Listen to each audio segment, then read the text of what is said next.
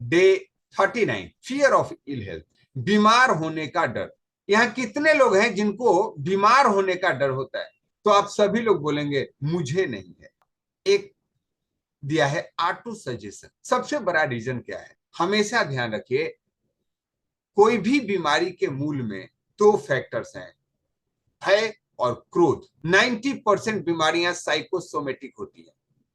आपका मन क्रिएट करता है आपके शरीर को बीमार होने के लिए। Auto suggestions. बोले ऐसा कैसे, मैं तो बीमार होता हूं क्या मैं सोचता हूं? यस। जब आप क्रोध करते हैं और उस समय कुछ सजेशन देते हैं, यार जीवन बेकार है, मैं बेकार ही ऐसे लोगों के साथ रह रहा हूं, इससे तो अच्छा होता कि जयराम जी। कितने लोग कभी ना कभी इन शब्दावलियों का प्रयोग करते हैं या दूसरे के लिए प्रयोग, तू मर ही जाता तो अच्छा था। यह क्रोध आपको बीमारियां पैदा करता है, यह क्रोध आपके अंदर बीमारियां पैदा करता है। और दूसरा भय।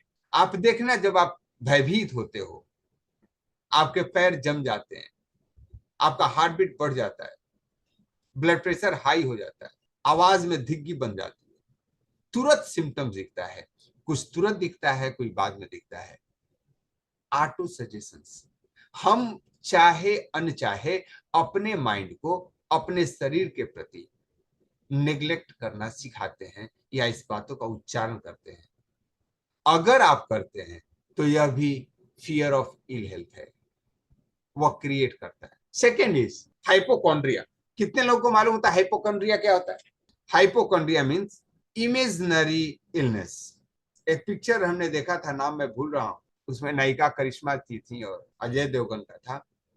वो हर एक चीज को डेथ तक पहुंचा देती। अरे बारिश हो रही है, बारिश से जुकाम हो जाएगा, जुकाम से फीवर होगा, और फीवर होगा तो मैं मर जाऊं। और यह एक मेंटल डिसऑर्डर है।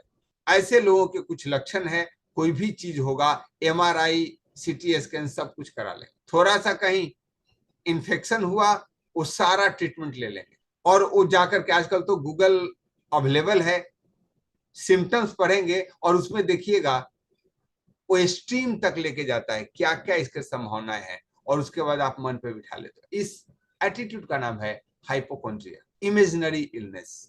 बीमारी थी सांस की और हार्ट अटैक का इलाज कराने पहुंच गए, और अगर बढ़िया डॉक्टर के चक्कर में पड़ गए जो बड़े प्रोफेशनल हैं, एमआरआई और सीटी स्कैन करा दिया, और उसके बाद 2-4 दिन के बाद आप एडमिट। कितने लोग के पास यह है? आपको 1 से 10 के लेवल में चेक करना है। सस्केप्टिबिलिटी। सस्केप्टिबिलिटी का मतलब होता है इजिली बिलीव कर लेना। किसी को गॉल स्टोन निकला और डॉक्टर बोला बस 2 दिन के अंदर आप एडमिट हो जाइए, नहीं तो लो भैया। अब आप क्या किए? भाग दौड़ करते वहां पहुंच गए और उसने कट करके निकाल दिया, अच्छा खासा बिल बन गया, शरीर की ऐसी तैसी हो गई। आप हमेशा देखिए, कुछ लोग आपके अंदर बीमारियां क्रिएट करते हैं। जितने भी लाइलाज बीमारियां हैं वह एक बहुत बड़े षड्यंत्र के द्वारा क्रिएट किया हुआ। आप नाम देके लिखिए, थायराइड, शुगर, बीपी, मोटापा, अर्थराइटिस, इन सब बीमारियों को, कैंसर, एड्स, लाइलाज डिक्लेयर किया गया है। एक बार शुगर हुआ ये तो कम नहीं होता, आपको ये दवा तो खानी ही पड़ती है। थायराइड हो गया तो एक बार नहीं, ये हो गया तो खाना ही पड़ता है। और ये सब मिथ है, ध्यान रखिए, क्रिएट किया हुआ है उन लोगों के द्वारा जो इस इंडस्ट्री में है। आप लोगों को बताऊं, एक देश का अभी हाल ही में न्यूज आया था, किसी देश के 12 वैज्ञानिकों की हत्या कर दी गई क्योंकि वे कैंसर के लिए फाइनल स्टेज पर थे, वैक्सीन निकालने। उस वैक्सीन को निकालने के बाद कैंसर नहीं होगा, और उनको मार दिया गया। क्यों मारा गया?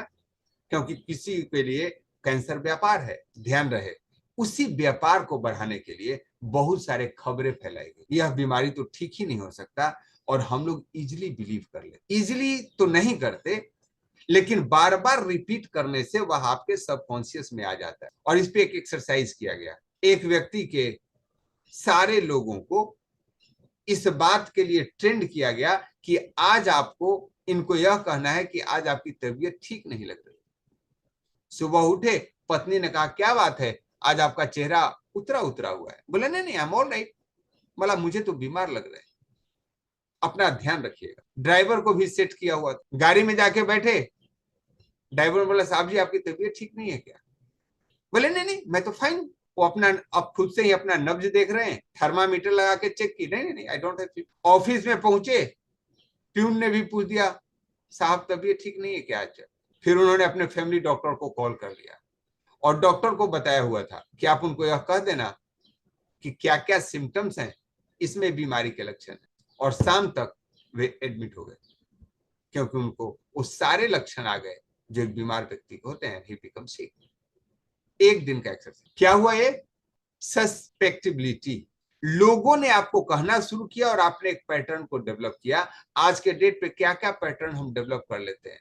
घी मत खाइए, मोटापा हो जाएगा। अमृत माने जाने वाला घी लोगों ने यूज करना बंद कर दिया। 10 साल पहले की अगर आप एडवर्टाइजमेंट देखें तो घी की इतनी बुराई की गई और रिफाइन का इतना प्रचार किया, गोला हो या सफोला हो, आपके माइंड में बैठा दिया। ये सब मार्केटिंग स्टैंड होते हैं और हम उस पर बिलीव कर लेते हैं और वो हमारे सबकॉन्शियस में जाकर हमारा नुकसान पहुंचाता है। कितने लोगों को क्लियर हो रहा है? अगर इसका कोई भी सिम्टम्स आपके पास है तो आपको fear of ill health. Next is intemperance. Intemperance का मतलब होता है गोइंग टू द एक्सट्रीम। कोई भी चीज को बढ़ा चढ़ा करके दे। थोड़ा सा सिम्टम्स हुआ, बड़ी दर्द हुआ, शरीर में दर्द हुआ और बस वो टाइफाइड तो नहीं है, एक उल्टी हो गई, अपच हुआ, इसको हैजा क्या कॉलरा तो नहीं है। किसी भी चीज को एक्सट्रीम पर देखना, हम लोग ओवर कॉन्शियस हो गए। कहीं कुछ कटफट लगा,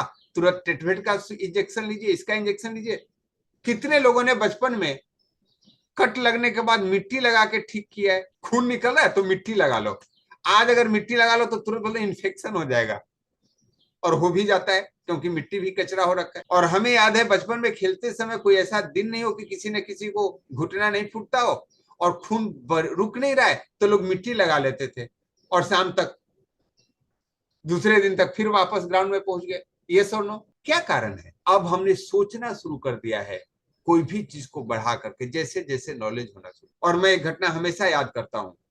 when I was posted in Jaisalmer, और जैसलमेर में स्किन का एक प्रॉब्लम सामान्यतः होता है, चेहरे पे दाने दाने निकल जाते हैं, मस्सा टाइप। निकलने के बाद मैं डॉक्टर के पास सिक रिपोर्ट किया। जैसलमेर में जो डॉक्टर था उसने रेफर कर दिया तो स्किन डिजीज है और यहाँ इसकी ट्रीटमेंट नहीं है, जोधपुर दिखाने जाइए। जोधपुर गया, वहां स्किन का डॉक्टर नहीं था। उसने सजेस्ट किया बाहर सिविल हॉस्पिटल में एक डॉक्टर को जाके दिखाइए। उस डॉक्टर साहब के पास गया, उन्होंने तो वहां पे स्किन डिजीज के जो सरकारी डॉक्टर साहब थे उन्होंने अपने पर्सनल क्लिनिक पे बुला ली। 1,000 उनका फीस और 2,000 की दवाइयां उन्होंने लिख दी। और यह बात है 2003-4 की। उस समय का 1,000 रुपए का वैल्यू आज का करीब 10-15 हजार होगा 20 साल पहले। अब मैं उनके बिल देने के पहले तो बोल दिया सर मैं फौज से आया हूँ, रेफर किया गया था। उन्होंने बिल तो माफ कर दी, दवा बोले कि काउंटर से ले लीजिए। मैं बिना दवा लिए आ गया, मैं इतना अफोर्ड नहीं कर सकता था। शाम में दूध लेने डॉक्टर के पास गया, डॉक्टर के पास बोल रहा हूँ, मिल्कमैन के पास, वहां का लोकल व्यक्ति था और एक छोटा सा लड़का 10-12 साल का। बोला अंकल ये क्या हुआ है? दाने निकल गए। बोला इसे ठीक कर लो। बोला कैसे ठीक करूं? बोला साबुदानी में जो साबुन लगता है ना उसको लगा के रात में सो जाना, सुबह निकल जाएगा। मरता क्या ना करता। मैं शाम में लगाया और सुबह ऐसे निकल गए जैसे शरीर पे कोई मैल निकल जाता हो। अब डॉक्टर को बताया ऐसे निकला तो उसने सारा साइंस बता दिया, वो काशिक होता है, क्या होता है, उससे इन्फेक्शन हो जाएगा, ये नहीं करना चाहिए, आप सजेस्ट मत कीजिए। और वहां मैक्सिमम लोग को होता है और उसी विधि से ठीक हो जाती है। हमें आदत हो गई है एक्सट्रीम सोचने की, इनटेम्परेंस। कितने लोगों की ऐसी आदत है? यह भी फियर ऑफ इल हेल्थ है। हम यह ट्रीटमेंट नहीं करेंगे, हम नेचुरोपैथी पे साग और भोजन के इस्तेमाल करने से बीमारी ठीक होता है क्या? जब तक तसल्ली ना हो जाए, जब तक अपोलो 14 में जाके एडमिट नहीं हो जाए।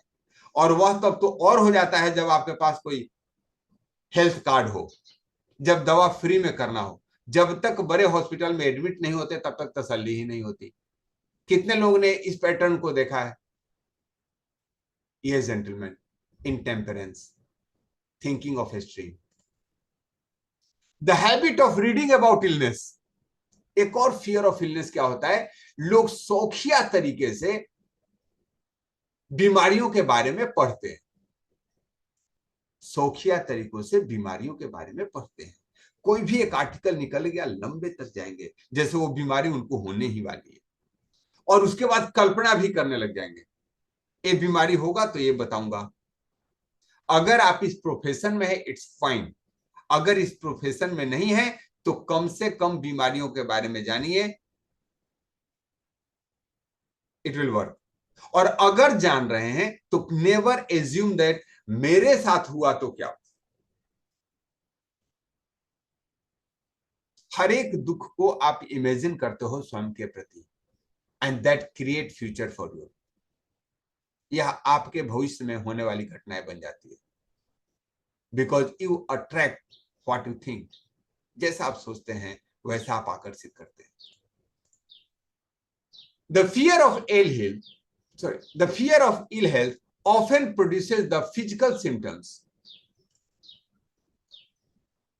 This is called disease.